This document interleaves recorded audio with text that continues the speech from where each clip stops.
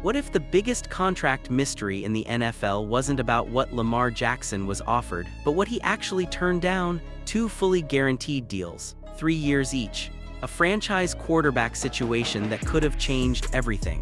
So why did it fall apart, and what is the league hiding beneath it? But the real shock isn't that the Ravens made the offer. It's why rejecting it may have changed the entire power balance of the NFL forever. This is where the story stops being just about one quarterback and starts looking like something much bigger. Because if these reports are true, the Lamar Jackson situation was never just a normal negotiation with the Baltimore Ravens. It became a test case for the entire league's financial structure. For years, the NFL has operated on an unspoken rule when it comes to quarterbacks. You can pay them big, but you don't fully guarantee everything. Not long-term, not completely. That system protects teams from risk, injuries, and sudden performance drops, but it also protects something even more important to ownership control. Then comes the twist. A fully guaranteed 3-year structure doesn't just pay a player, it shifts leverage. It changes how negotiations work across the entire league. If one superstar quarterback locks in full guarantees, the next one demands it, then the next, and suddenly the entire salary system starts to bend under pressure. That's why the Deshaun Watson deal became such a turning point. It wasn't just about one contract, it was about fear that the standard NFL deal was breaking. So when reports surfaced that Baltimore itself was willing to offer multiple fully guaranteed 3-year deals, it created a different kind of alarm. Not just competitive concern, but structural panic. Because now it wasn't a rogue team. It was a respected franchise stepping into territory the league had quietly resisted for decades. And inside NFL circles, that kind of shift doesn't go unnoticed. It gets discussed, it gets measured, and sometimes it gets indirectly discouraged. The league's structure, backed by the CBA and its multi-employer bargaining system, was designed to keep all 32 teams aligned on key financial boundaries. Officially, every team operates independently. But when it comes to major economic trends, alignment has always been the quiet reality. And that's where things get uncomfortable. Because if even one superstar deal resets the market, the entire system starts asking questions it was never designed to answer. And that's exactly what makes this situation so explosive. But the most controversial part isn't what the NFL allows. It's what might be happening behind closed doors to make sure it doesn't happen again. This is where the conversation shifts from a contract dispute into something far more explosive. Because now the question isn't just what happened between the Lamar Jackson and the Baltimore Ravens, it's whether the entire system around him quietly influenced the outcome. On paper, every NFL team is an independent business. 32 separate franchises competing against each other for players, wins, and championships. But in reality, they also operate under one of the most powerful collective structures in sports, the CBA-backed multi-employer bargaining system that governs salary rules, contracts, and league-wide standards. And that's where things get complicated. Because when multiple teams start making similar financial decisions, especially on something as sensitive as fully guaranteed quarterback contracts, it raises a question that the league has never fully escaped. Is it competition or coordination? Reports and commentary surrounding this situation have pointed toward a pattern, not necessarily a written rule, not an official directive, but something softer, more indirect, a shared understanding of what is acceptable and what is too far. That's where the term collusion starts to surface in media debates. Not in the criminal, proven sense, but in the structural sense. The idea that teams may independently arrive at the same conclusion while operating inside a system that heavily incentivizes them to think alike. And now, add fuel to the fire. The broader scrutiny involving NFL business practices and ongoing antitrust discussions being examined at the federal level.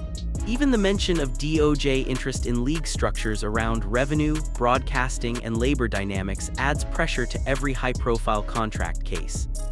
Inside the NFL Players Association, this becomes more than a talking point. It becomes leverage. If there's ever proof or even credible documentation that teams discussed limiting guaranteed money outside of formal CBA terms, it changes the entire negotiation battlefield. Because suddenly, it's not just one player fighting for a better deal. It's a union questioning whether the playing field was ever truly level. And that's where this story takes a turn the league can't easily control. But the most dangerous part is what's being said publicly. It's what could be sitting in emails, meetings, and conversations no one was supposed to see. This is the part of the story that could turn a negotiation dispute into something far more serious for the entire league. Because when the reports surfaced about the Lamar Jackson contract discussions with the Baltimore Ravens, most people focused on the money, the guarantees, and the rejection. But what almost nobody noticed at first was something far more dangerous than the deal itself. The documentation. Emails, internal presentations, structured proposals, conversations that in most NFL negotiations are carefully kept verbal, off-record, and impossible to trace. That's the norm in a league where high-level financial strategy is usually discussed in rooms where nothing is formally written down. But this time, according to the ruling being referenced in media coverage, there appears to be something different, a paper trail. And in any professional sports league, a paper trail changes everything. Because it doesn't just show what was offered, it can potentially show how decisions were discussed across different levels of an organization. It can show timing, it can show alignment, and most importantly, it can show whether similar thinking existed beyond a single franchise.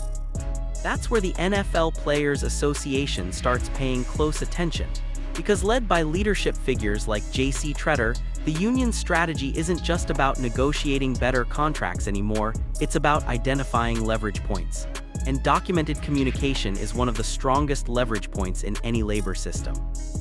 Now combine that with ongoing scrutiny of NFL business practices and broader antitrust conversations, and suddenly something that looked like a standard contract negotiation becomes a potential legal and structural flashpoint. Because if internal documents suggest teams were not just independently cautious, but collectively aligned in how they approached guaranteed contracts, it raises questions that go far beyond one player.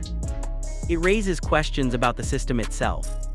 And that's why this situation feels different from anything the league has dealt with before. Because verbal disagreements fade. Assumptions get denied. But documentation leaves a permanent footprint. And once that footprint exists, it can be followed, analyzed, and potentially used as evidence in ways the league has spent decades trying to avoid. And the most unsettling part, if even a fraction of it becomes public, the ripple effects could reach far beyond this one contract negotiation and into the very foundation of how NFL deals are made. This is where the entire story stops being about the league and becomes about one decision that could define a career. Because when you look at the situation involving Lamar Jackson and the Baltimore Ravens, the headlines make it sound simple: money offered, money rejected, negotiations moving forward. But underneath that surface is a far more complicated trade-off that every elite quarterback eventually faces, even if they don't realize it at the time. It's the battle between security and control. On one side, a long-term contract gives stability. It locks in earnings, protects against injury risk, and provides financial certainty that most players never get. But it also quietly removes something just as valuable: leverage. On the other side, a shorter, fully guaranteed structure like the reported 3-year offers in this situation doesn't just pay a player, it resets their timeline. It forces the league and the team to come back to the table faster. It creates what agents often describe as career acceleration, where the player is never stuck in the back end of a declining deal. That's why this decision is so fascinating. Because in theory, a fully guaranteed 3-year deal should be the perfect structure for an elite quarterback. You get maximum security over a short window, and then you hit the market again while still in your prime. But in reality, it comes with risk most fans don't see: injury timing, market uncertainty, team direction changes, coaching turnover. One bad season at the wrong moment can completely reshape future leverage. And that's where the gamble becomes real. If Lamar had locked in that structure, he could have potentially reached free agency much earlier. The entire quarterback market could have been forced to respond. Teams like Miami and others in need of a franchise quarterback would have been watching closely. But by not taking it, the situation changes. The Ravens retain longer control. The financial ceiling becomes stretched over more years, and the negotiation becomes less about immediate freedom and more about long-term projection. This is the part that divides opinion across the league. Some argue he should have taken the guaranteed reset and forced chaos into the QB market. Others believe maximizing total career value inside a stable franchise was the smarter move. But what makes this even more intense is this simple truth. There is no undo button in NFL contracts. Once the decision is made, the timeline of a career shifts permanently. And now everything that happens next is shaped by one question. Did he choose control, or did he give it away without realizing it? This is where the story stops being about one negotiation and starts becoming about the entire future of the league. Because the situation surrounding Lamar Jackson and the Baltimore Ravens isn't just about what was offered or what was rejected. It's about what would have happened if the structure of that deal actually became the new standard. A fully guaranteed 3-year contract for a franchise quarterback isn't just a financial decision. It's a market signal. And in the NFL, market signals spread faster than almost anything else in professional sports. If that kind of deal becomes accepted at the top level, it doesn't stay isolated. It becomes the blueprint. The first ripple hits the quarterback market. Every young star entering extension talks immediately has a reference point: short-term, fully guaranteed security. Agents use it, players demand it, teams have to respond to it. Then the ripple moves deeper. Veteran quarterbacks nearing the end of their deals suddenly gain leverage they never had before. Even mid-tier starters begin questioning why they shouldn't be treated under the same structure. The entire salary hierarchy starts to shift, not gradually, but aggressively. And that's where the league feels the pressure. Because the NFL isn't just a collection of contracts. It's a carefully balanced system built on long-term deals, franchise tags, structured guarantees, and team-controlled extensions. Change one pillar and the entire framework starts adjusting. That's why this situation becomes so sensitive. If the reported offers to Lamar Jackson had been accepted, it wouldn't just affect Baltimore's future. It could have accelerated a league-wide shift in how elite quarterbacks negotiate contracts. Teams like Miami and other quarterback-needy franchises would have been forced into faster decision-making cycles. Draft strategies could shift, trade markets could heat up earlier. Even coaching stability decisions might be influenced by contract timelines changing across the league. But here's the part that makes this even more significant. The NFL doesn't adjust slowly when it comes to quarterback economics. It reacts. Sometimes aggressively, sometimes quietly, but always with one goal: to restabilize the system. So the real question isn't just what Lamar turned down. It's what the entire league may have avoided without ever openly saying it. Because if even one elite quarterback resets the structure, everything else eventually follows. At the end of all the debates, all the reports, and all the speculation, the story still comes back to one name: Lamar Jackson, and one organization: Baltimore Ravens. Because this was never just a negotiation about numbers. It was a high-stakes gamble where both sides believed they were making the smarter long-term move, but neither side could fully predict how the future would unfold. From the Ravens' perspective, holding onto structure mattered just as much as holding onto talent. A long-term deal spreads risk, protects the franchise from volatility, and keeps control of one of the most dynamic quarterbacks in the league. In their view, stability isn't just financial, it's strategic. But from Lamar's side, the equation is different. Every contract decision carries weight beyond just guaranteed money. It's about timing, leverage, and the ability to re-enter the market while still at peak value. In theory, short-term, fully guaranteed structures can create maximum flexibility and keep a superstar from ever being locked into the back-end decline of a deal. So when people ask who won, the answer isn't simple. Because the Ravens kept their system intact. They avoided setting a precedent that could ripple through the entire quarterback market overnight. they maintained control over a franchise cornerstone during his prime years. But Lamar didn't just lose leverage either. He still secured one of the most significant contracts in NFL history, and his performance continues to dictate his future earning power in real time. In many ways, he's still in the middle of the story, not the end of it. And that's what makes this situation so unique. There is no clean winner. Only trade-offs. Only shifting timelines. Only consequences that will unfold slowly over seasons, not headlines.